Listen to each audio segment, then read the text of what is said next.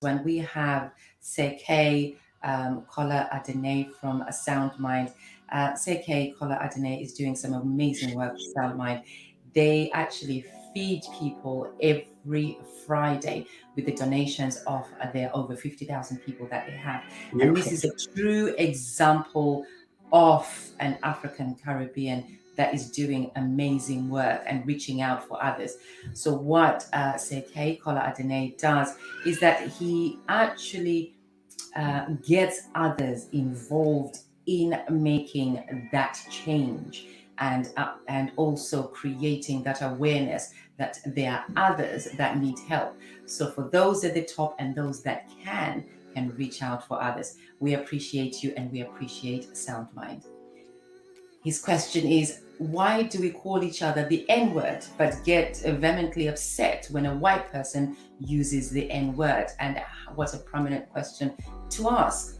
Why are we so comfortable with this N-word and then we get so mad when we hear it from it coming from a white person, from an English person, from a Caucasian? Why are people so comfortable in creating songs that have got N-words with them?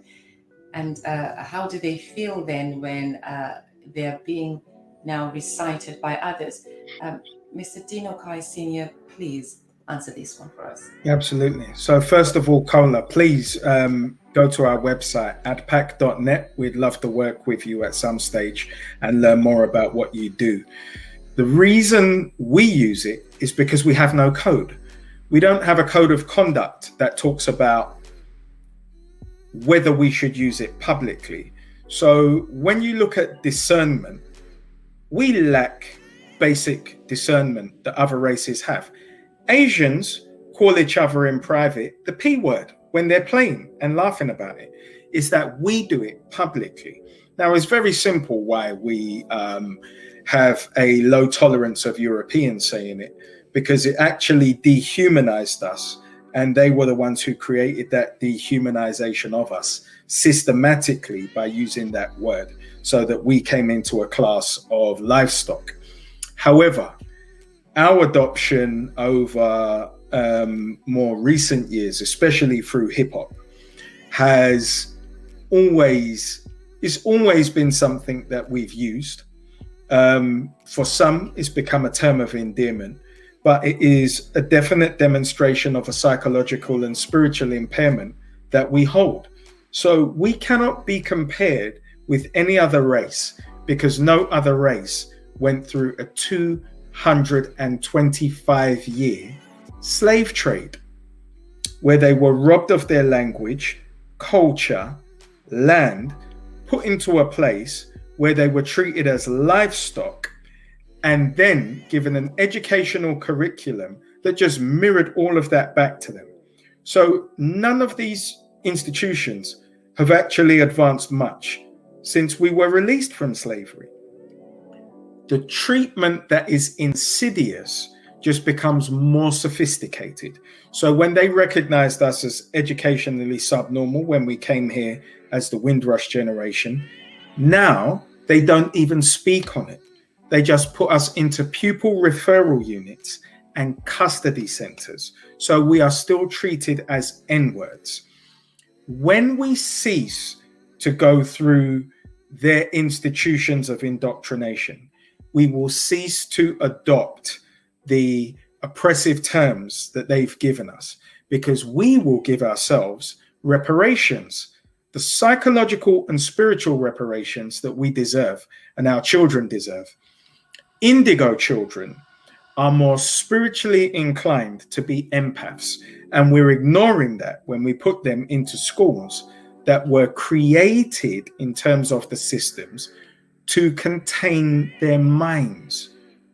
Infinite possibilities cannot be realized by engaging with a state and putting our children in a system that was designed to oppress them. So let's not speak about Asians who go to their supplementary schools as a minimum, Jewish children who are in their supplementary schools as a minimum, but also in their full-time mainstream education with entitlement to statutory provision per child to make their educational institutes more robust. We can do exactly the same.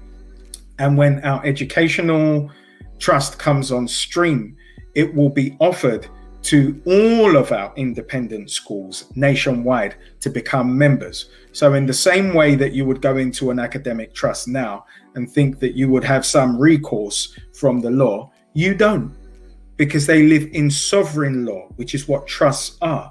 When we recognize and adopt the tactics that will protect us, we'll circumvent the effects of racism, we'll circumvent the indoctrination of our minds, and we'll escape a sickness that we've had for 500 years. Thank you. We've just been listening to Mr. Dean Okai Snr. In 2017, he set up a think tank called the Solution Room to bring African Caribbean solution providers together to establish community policy for us to lay down as a blueprint that led to establishing our own ecosystem. All of this activity evolved in the collective institution ADPAC, which was created to represent the African Caribbean population at a national level. Today, ADPAC works with several organizations, advocates, and professionals to add a value to identify and to establish institutions that serve every African Caribbean needs specifically. We thank you for being on the Extraordinary Achievers Show again today. I thank you for your friendship, your comradeship, and I thank you for being inspirational and for being a role model to others. Thank you for joining us today. Thank you for the platform. I appreciate it.